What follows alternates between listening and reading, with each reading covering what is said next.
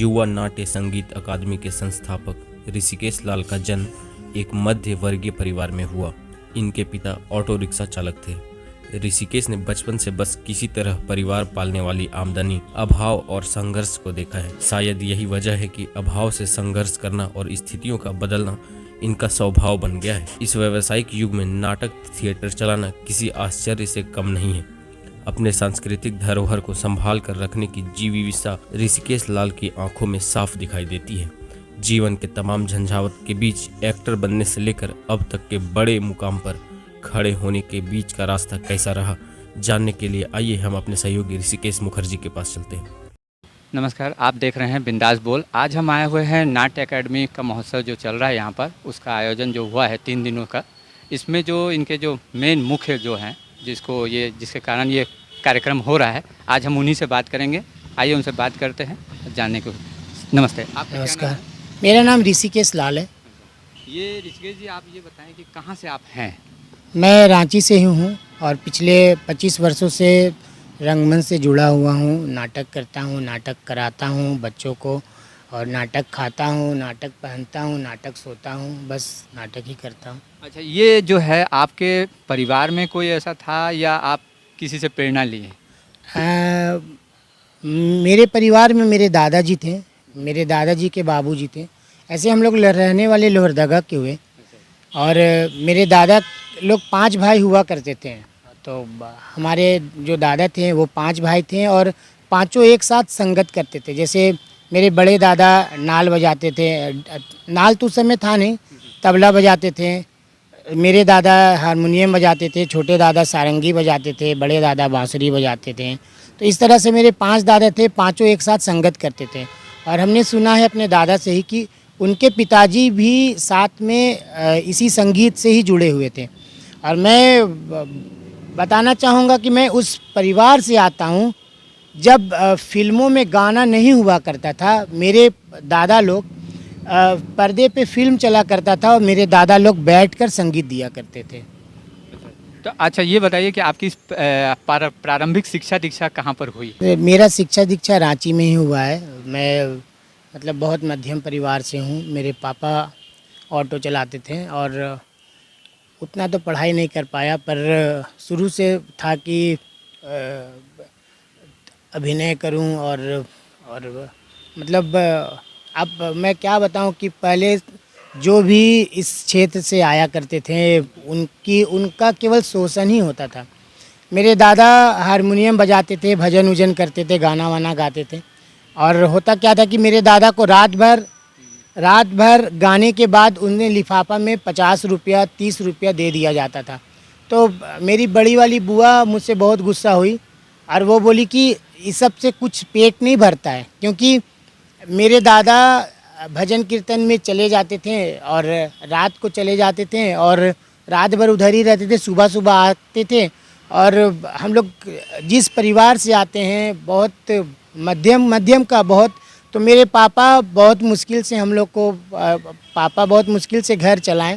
और पापा बताते थे कि ट्रक में जाकर मोटिया का काम करते थे और यहाँ पे गौशाला मेला लगता है, वहाँ पे बैलून बेच देते हैं, और इस तरह से घर का भरण पोषण होता था। और आज हमारे पास सब कुछ है तो वो नहीं है, इसका हमें बहुत दुख है। ये जैसा कि आप बता रहे हैं, इतना निम्न परिवार होते हुए आज आप इतने अच्छे जगह पर आए हैं, तो आप क्या चाहते हैं? क्या बच्चों को क्या शिक्षा देना चाहते हैं? देखिए, मेरी बुआ बोलती थी कि ये लाइन अच्छा है पर पैसा वैसा नहीं मिलता है। पर मुझे लगता है कि आने वाले समय में यदि हम लोग सब ऐसा सोचेंगे तो हमारे आने वाले जो बच्चे हैं उनको कौन बताएगा। आज हमारा जो अपना संगीत है, अपना फोक है, वो धीरे धीरे लुप्त होता जा रहा है। आजकल जो नए बच्चे हैं मांदर बजाना नहीं चाहते, ढोल बजाना नहीं चाहते, नगाड़ा बजाना नहीं चाहते। आजकल शहनाई वादक नहीं के बराबर हैं। तो आज यदि हम उनको सहेजेंगे नहीं तो आने वाले समय में यही रह जाएगा कि ढ से ढोल होता था, म से मांदर होता था, स से शहनाई होता था। तो हमें इसे बचा के रखना है। कोशिश कर रहा हूँ, देखता हूँ कहाँ तक सफल हो पाता हूँ। और ये प्रेरणा आपको कहाँ से मिला? वो अपने दादा दादी या कहीं और से? आपने कहाँ कहाँ इसका वो हमने हमने संगीत नाटक अकादमी नई दिल्ली से प्रशिक्षण लिया है, राष्ट्रीय नाट्य विद्यालय से प्रशिक्षण लिया है, और झारखंड सरकार के द्वारा आने वाले समय में जब ये बिहार हुआ करता था उस समय प्रशिक्षण बहुत हुआ करता था, उसमें हमने छऊ का प्रशिक्षण लिया, पाइका, और इस तरह से प्रशिक्षण लेकर आज काम कर रहा हूँ।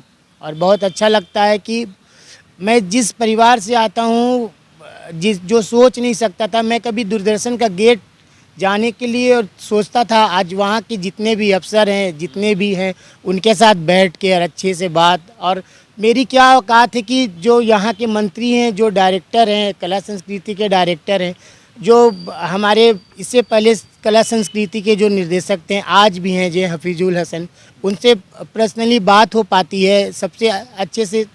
मतलब मैं सोच नहीं सकता हूँ कि मैं इस मुकाम में हूँ, और जहाँ मेरे दादा को आज, यदि आज वो रहते तो वो अच्छे मुकाम में रहते, पर समय नहीं है।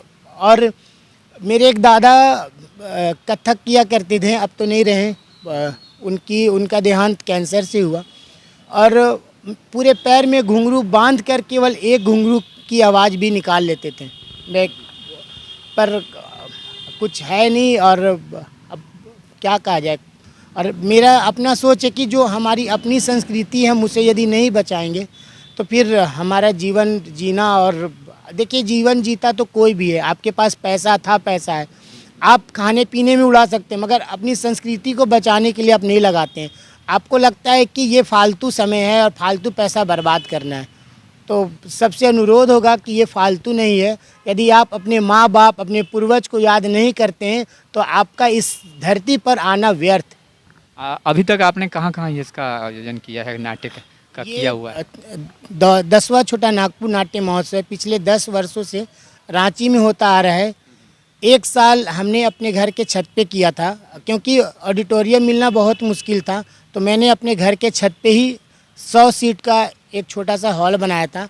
हमने उसमें 100 रविवार नाटक का मंचन किया, और उसके बाद फिर हम इधर आए और इधर काम कर रहे हैं। अभी आप सर यहाँ हैं, जबकि आप वहाँ जहाँ बता रहे हैं आप वहाँ के पर्टिकुलर रहने वाले, आज आप झारखंड में हैं, यहाँ आप क्या चाहते हैं, सरकार से क्या चाहते हैं इसके प्रति? सरकार से यही चाहते हैं कि सरकार हम कलाकारों को केवल नाट्य विधा नहीं, संपूर्ण विधा, नाट्य, पेंटिंग, चित्रकला, संगीत, नृत्य, सारे जगहों, सारे कलाओं के लिए एक ऐसा जगह बनाए जहाँ पे लोग अपनी प्रस्तुति दें। और आड्रे हाउस मतलब रांची का दिल है, इस दिल को बचाने की हम कोशिश करेंगे। यह दिल है, यह जीवित रहना चाहिए। हम सरकार से यही मांग करते हैं कि सरकार हम कलाकारों को यह आड्रे हाउस दे दे। अभी जो आड्रे हाउस आप देखेंगे, और आने वाले 10 साल में यदि हम लोगों को यह आड्रे हाउस दे दिया जाता है, दोनों में ज़मीन आसमान का फ़र्क रहेगा। सरकार आड्रे हाउस पे खर्च कर रही है। यहाँ पे हमारे जितने सफाई वाले भाई हैं, गार्ड भाई हैं, यहाँ के जितने स्टाफ हैं बहुत अच्छे हैं, पर क्या है कि अभी वो अकेले मन लगाते हैं, और आने वाले समय में यदि प्रतिदिन 100 लोग आएंगे तो उनका मन और लगेगा। और आने वाले समय में कलकत्ता का रविंद्र सदन, और क्या है, जितने भी पूरे भारत में है, भोपाल में है भारत भवन, रांची का भी ये भारत भवन हो सकता है। सरकार से यही अनुरोध है कि आड्रे हाउस रांची का दिल है, हमें इसको बचाने के लिए हम कलाकारों को दे, हमें सहयोग करे सरकार। हम पूरी तन मन धन से आड्रे हाउस को बचाएंगे, और विलुप्त होता जो भी हमारा कल्चर है, जो भी हमारा संस्कृति है, हम उसे बचाने की कोशिश करेंगे। हम यदि आड्रे हाउस हम लोग कलाकारों को मिले तो हम यहाँ पे मंथ में एक प्रशिक्षण करवाएंगे बच्चों को, जैसे नगाड़ा बनाना, बजाना, छऊ के बारे में, अपनी जितनी भी संस्कृति उसके बारे में, जो सरकारी स्कूल है वहाँ के बच्चों को लाएंगे और यहाँ पे हम प्रशिक्षण कराएंगे और अपनी संस्कृति को बचाने की कोशिश करेंगे। मतलब आप चाहते हैं कि वो संस्कृति जो लुप्त हो जा रही है उसे आप इसके माध्यम से और जागृत करना चाहते हैं। जी। जैसा कि अभी हम लोग देख रहे हैं कि अभी व्यापार जितने भी लोग हैं सारे लोग बिजनेस की तरफ भाग रहे हैं, या वो आप उस तरह के समय में आज के समय में इस तरह से एक नाट्य केंद्र को बनाए हुए, इसके आगे आपकी क्या सोच है, इसको कहाँ तक ले जाएंगे? मेरी सोच है कि देखिए, सिनेमा हॉल यदि आप जाते हैं, आपको पता है कि आईलेक्स कहाँ पे है, ठीक है, फन कैसल कहाँ पे, तब आपको पता है तो आप वहाँ पे जाते हैं, ठीक है, टिकट कटवा के जाते हैं। यदि हम प्रतिदिन यहाँ पे कुछ न कुछ प्रस्तुति करेंगे तो लोग यहाँ भी टिकट कटा के आएंगे, सरकार को भी फ़ायदा होगा, हम कलाकारों को भी फ़ायदा होगा। बिल्कुल, धन्यवाद। धन्यवाद। जैसा कि आप देख रहे थे, अभी हम नाट्य अकादमी के मुख्य कार्यकर्ता से बात कर रहे थे और आपने देखा कि उनकी इतने निम्न परिवार से होते हुए भी वो किस तरह से इस नाट्य को, अपने आप को संभाले हुए धरोहर को, हमारी झारखंड सरकार से भी वो यही कहना चाह रहे हैं कि नाट्य अकादमी को बचाए रखने में उनकी मदद की जाए और आने वाले पीढ़ी को वो ये बताना चाहते हैं ये भी एक संस्था है जहाँ पर बच्चों को आगे बढ़कर आना चाहिए। धन्यवाद। बिंदास बोल न्यूज, आज की खबर आज ही पढ़ें।